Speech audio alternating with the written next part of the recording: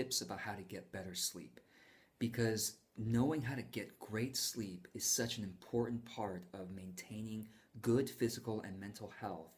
And when you get good sleep, you have better mood, and that affects your work and your relationships and affects everything in your life, really.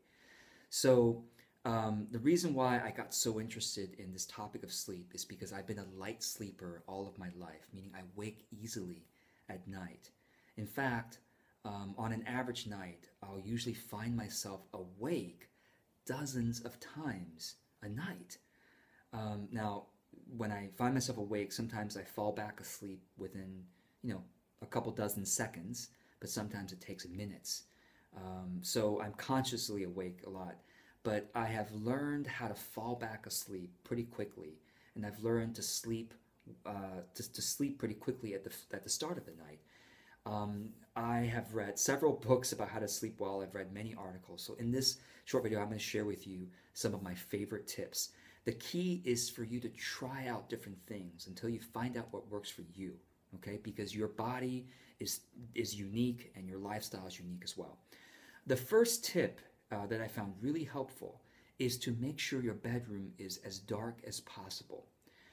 Have you ever noticed that when you go on a trip to a hotel, or I should say, a lot of people find that when they sleep in a hotel, they tend to sleep really well. Well, one of the key reasons is that hotel rooms all have blackout curtains that block light from the windows. And you can buy blackout curtains for your own bedroom. Just go online and search blackout curtains. And they come in different colors, but they have material that basically blocks out the light. So make your bedroom as dark as possible. Second tip is to have some kind of white noise throughout the night. White noise is basically soft, consistent noise. It can sound like static throughout the whole night, and that tends to entrain the brain towards zoning out and therefore sleeping. And you can find white noise. Well, one way we do it is that we have an air filter, and the air filter makes the consistent noise throughout the whole night. But you can also just use your computer, like your laptop or your mobile phone. If you go online and search white noise, there are many free websites that generate white noise. The alternative is to have some nature sounds. So some people sleep really well to the sounds of rain or the sounds of the ocean.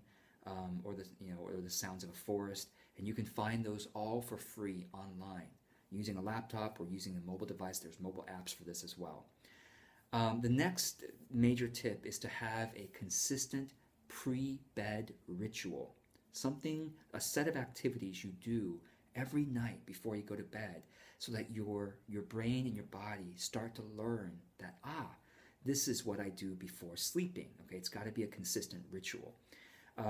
For example, I shower at night.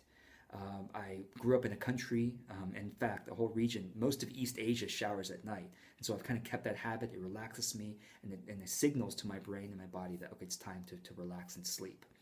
Other people have routines such as meditating before sleeping. That can help some people as well. Or stretching, doing some stretches before bed, that might help. So you might want to try that as well. Another practice is to do intellectual housekeeping, this tip comes from a famous philosopher named Alain de Botton. He's a modern philosopher. And what he does is he has a notebook and he writes whatever thoughts, words, images, any ideas that are floating in his head. He writes them all down before he goes to sleep. And so he's not thinking about it while he's trying to sleep. So you might want to try that as well. Whatever word, it doesn't have to be coherent, but it's just to download your brain before you sleep. Okay, so you might try that as well. For me, I'll share with you what works best is once the lights are out and I am in bed, I have a couple of rules for myself, okay? I say to myself, okay, for the next 7 to 8 hours, my job is to stay in this bed and enjoy the bed experience as much as I can. So this is what I do. Rule number 1, I'm not allowed to be reflecting on what I did well or didn't do well the past day or in the past. And I'm also not allowed to be brainstorming ideas, and I'm not allowed to be planning the next day or planning for the future. Okay, so that's kind of a rule. No reflection on the past, no planning for the future, no brainstorming on any ideas, trying to solve any problems. Okay, that's out of the picture. If I catch myself doing that, I say, oh, whoops, and then I bring myself back to what I'm about to share with you. The second thing I do, and this is going to sound a little strange, but like I said, everyone's going to try things out to find out what works for them. So this works for me. I have this internal visualization. I imagine that my heart is connected to the core of the earth, the heart of the earth, through an invisible, long, very, very long thread. Okay? And I imagine this thread is so long, and as I imagine myself in the core of the earth, it's such a far distance that I could be falling, right? I can imagine, sometimes I imagine myself, oh, that means I could be falling. And then I imagine my bed and the floor and the bed and the materials of the earth really supporting me so I don't fall such a long distance, okay? So I'm being supported, and I'm also connected to the earth. So that visualization really helps me for some reason. And the final, before the final rule, I also sometimes, if I need additional support getting to sleep, I will think of a word, okay? Especially if I find myself planning or something like that, if I need to keep myself from planning, I think of a mantra word like peace or happiness or joy or love, some word that I think about as I breathe. Oh, and one more tip that I find really helpful is the breathing itself. I try to mimic my natural breathing as I sleep. Okay? So instead of trying to take some conscious deep breaths, which keeps my mind conscious about taking breaths, I mimic what it feels like when I'm sleeping and I'm breathing. And you have to figure that out for yourself. What is your natural breathing when you're sleeping? And you may need a sleeping partner to figure this out for you, or just notice whenever you just wake up, what is your natural breath, or when you're just about to fall asleep, what is your natural breath? So for example,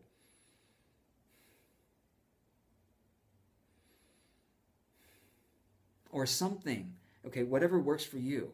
That happens to be mine. So mimic your natural breathing. And if I need additional help with my thoughts, I will think of a word like I said, peace, love, or as I breathe naturally. The fourth and final rule is that I don't worry whether I'm asleep or I'm awake. Very important, because like I said, I wake up dozens of times a night. When I try to sleep, it makes me stay awake. But if I don't worry about it, and I just say to myself, I am enjoying this experience. I mean, I'm feeling connected to the earth. I feel like I'm being supported. I'm thinking these good thoughts like peace or love or happiness. It's a great experience. And the truth is, as long as you're relaxed, okay, as long as your body is relaxed and your eyes are closed, okay, and it's, you are actually resting. You're resting your body and you're resting your mind. So know that you are resting regardless. So I don't worry about it. So that really helps me, and I find that as I don't worry about it, I usually fall asleep pretty quickly after that. Okay, so a couple of other things before I close this video is, one is that temperature can matter a lot for people. I'm going to include in the notes of this video a link to a product that I've heard that I heard on a podcast was recommended very highly. I haven't used it myself. I haven't needed it. But it's a product that helps your bed stay a certain temperature, not too cold, not too hot. There's two products actually. One is called Bed Jet, and the other one is called Chili Pad, and that really has helped a lot of people because the temperature does matter a lot to some people, especially like women who are going through menopause. They have hot flashes. So this kind of product can really help. Final thing is that there are long sleepers and there are short sleepers. Long sleepers are people who need a lot of sleep at night, but they don't typically need naps during the day. My wife is a great example of that. She usually sleeps 9 to 10 hours at night, 9 hours usually, but on the weekends like 10, sometimes 11 hours on the weekends.